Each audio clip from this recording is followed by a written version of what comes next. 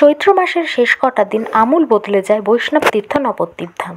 সারা মাস জুড়ে গোটা গ্রামে বাংলার মতোই নবদ্বীপের নানা প্রান্তে চলে শিবের উপাসনা। তবে চৈত্র সংক্রান্তির 5 দিন আগে থেকে শুরু হয়ে যায় 7 শিবের সাড়ম্বর গাজন উৎসব। নবদ্বীপ শহরের 4 প্রান্তে রয়েছে 4 শিব। উত্তরে যোগনাথ, দক্ষিণে আলোকনাথ, পূর্বে হংসবাহন এবং পশ্চিমে রয়েছে বুড়ো শিব। এছাড়াও রয়েছে বালকনাথ, বানেশ্বর, দণ্ডপাণি ও বাবা পলকেশ্বর। একটা সময় নবদ্বীপের এই 7 শিবের গাজন ছিল অন্যতম বড় উৎসব। প্রতিটি শিবের কয়েকশো করে সন্ন্যাসী। কোনো সন্ন্যাসী ধুতির রং হলুদ, আবার কেউ পরেন গেরুয়া কিংবা সাদা। গলায় রুদ্রাক্ষের মালা, হাতে কমণ্ডলু সহ খালি পা। তাদের মুখে শিব ভজনা, সঙ্গে গাজনের ঢাকের গাঢ় স্বর। স্থানীয় বিশেষজ্ঞদের মতে বছরের অন্য সময় এরা পূজিত হন বর্ণ হিন্দুদের দ্বারা, কিন্তু চৈত্র মাসে তারা হয়ে ওঠেন গণদেবতা। শিবের সন্ন্যাসীরা সবাই অব্রাহ্মণ। চৈত্র সংক্রান্তির 5 দিন আগে থেকে শুরু হয় গাজন উৎসব। 27শে চৈত্র 7 গাজন, 28শে চৈত্র ফুল, 29শে চৈত্র ফল, 30 চৈত্র নীল ও 31শে চৈত্র সংক্রান্তির দিন চড়ক। সংক্রান্তির মুখে গাজন সর্বত্রই। পুরাতত্ত্ব পরিষদের শান্তিরঞ্জন দেব বলেন, নবদ্বীপের প্রতিটি শিবই কোনো না কোনো সম্প্রদায়ের দেবতা। গোপ, মালো, মৎস্যজীবী, তাঁতি সম্প্রদায়। মানুষ ভিন্ন ভিন্ন শিবের উপাসক। পুরুষানুক্রমিকভাবেই এই উৎসব চলে আসছে, তাই এখানকার মতো 7 শিবের গাজন আর কোথাও হয় না। গাজন ঘিরে একসময় আয়োজিত হতো নানা লোক উৎসব। রাতে পোড়ামাতলায় বসত লাঠি খেলার আসর। আশেপাশের ওস্তাদ লাঠিয়ালেরা আসতেন, আমরা ছোটরা হাঁ করে দেখতাম। পরের দিন তৈরি হতো 150 ফুট লম্বা মশাল। এই মশাল জ্বালিয়ে ঝলমলে চতুর্দোলায় চেপে 7 শিব আসতেন পোড়ামাতলায়।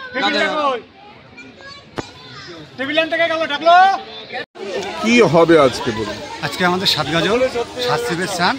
হ্যাঁ, 7 শিবের স্নান আমরা মূলত এই প্রথাটা মেনে রেখেছি। এই বড়াল ঘাটে আমরা প্রতি বছর 7 শিবের স্নান করাই। অন্যান্য শিব অন্যান্য ঘাটে করাচ্ছে। আমরা বড়াল ঘাটে দীর্ঘদিন যেটা হয়ে আসছে, আমরা প্রথাটাকে ধরে রেখেছি। যার জন্য আমরা বড়াল ঘাটে বছর বছর আসি। বড়াল ঘাটে বর্ণাঢ্য শোভাযাত্রার মাধ্যমে প্রার্থনা দিয়ে আমরা বাবাকে 7 শিব স্নান করাতে নিয়ে এসেছি। আমাদের শিব, আমি মন্দিরের মূল সন্ন্যাসী। আপনি যে ঠাকুরের নাম কি? আমার নাম নিবাস দেব। ঠাকুরের নাম কি? আলোকনাথ শিব। আজকে কি কি হবে? আজকে আমাদের 7 গাজন হবে। হ্যাঁ, এখানে বাবার পূজা আর্চা হবে। পূজা আর্চা স্নান হবে। সব স্নান করে বাবাকে মন্দিরে নিয়ে গিয়ে ওখানে আবার ফেরত দিতে হবে। আজকে এটাই। আর আগামী দিন গাজন কাটা খেলা হবে।